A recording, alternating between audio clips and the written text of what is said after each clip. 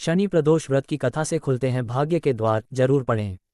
सनातन धर्म में प्रदोष व्रत का विशेष महत्व माना गया है। यह व्रत हर महीने की त्रयोदशी तिथि को मनाया जाता है और यह महीने में 2 बार आता है, एक बार कृष्ण पक्ष में और एक बार शुक्ल पक्ष में। इस दिन शिव जी की आराधना करना अत्यंत पुण्यदायी माना जाता है। मान्यता है कि जो भी भक्त इस दिन श्रद्धा और भक्ति से भगवान शिव की पूजा करता है, उसकी सभी इच्छाएं पूर्ण होती हैं और जीवन में सुख शांति तथा समृद्धि का वास होता है।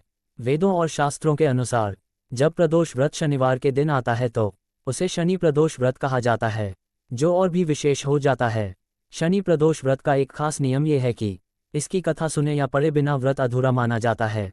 इसलिए व्रत करने वाले श्रद्धालु इस दिन विशेष रूप से प्रदोष व्रत की कथा का पाठ करते हैं ताकि उन्हें पूर्ण फल की प्राप्ति हो सके।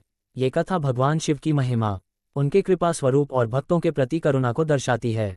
इसके माध्यम से यह संदेश मिलता है कि यदि व्यक्ति सच्चे मन से भक्ति करे और गलतियों का प्रायश्चित करे तो भगवान शिव उसकी सभी बाधाएं दूर कर सकते हैं।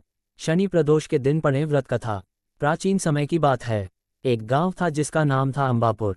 वहां एक विधवा ब्राह्मणी रहती थी जिसने अपने पति को बहुत पहले खो दिया था। पति के जाने के बाद वह अकेली और असहाय हो गई थी। गुजारा करने के लिए वह रोज गांव में भिक्षा मांगती और जैसे तैसे अपना जीवन बिताती थी। एक दिन जब वह रोज की तरह भिक्षा मांगकर अपने घर लौट रही थी तो रास्ते में उसकी नज़र 2 छोटे बच्चों पर पड़ी। वे दोनों बेहद दुखी और अकेले दिखाई दे रहे थे। उन्हें देखकर ब्राह्मणी का हृदय द्रवित हो गया और उसने सोचा, आखिर ये बच्चे हैं किसके, कौन है इनके माता पिता।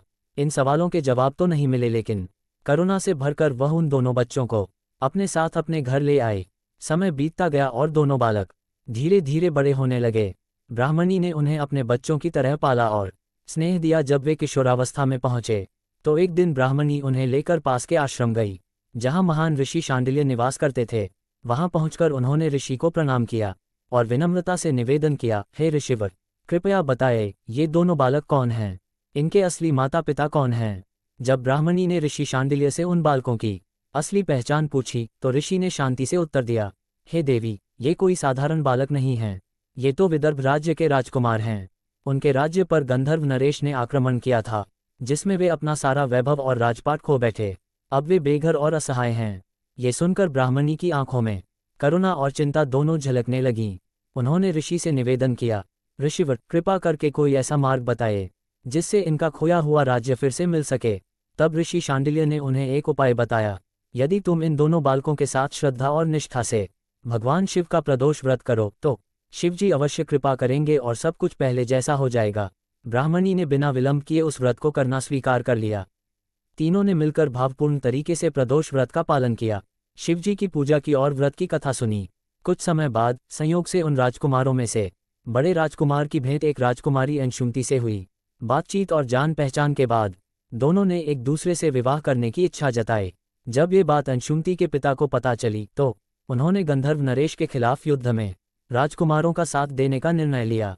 उस युद्ध में शिवजी की कृपा और प्रदोष व्रत के पुण्य प्रभाव से राजकुमारों ने विजय प्राप्त की और अपना खोया हुआ राज्य फिर से प्राप्त कर लिया। राज्य वापस मिलने के बाद वे राजकुमार ब्राह्मणी को कभी नहीं भूले। उन्होंने उन्हें अपने राजदरबार में विशेष सम्मान दिया। ब्राह्मणी, जो कभी भिक्षा मांगकर जीवन गुजारती थीं, अब सम्मान, समृद्धि और संतोष के साथ अपना जीवन व्यतीत करने लगीं।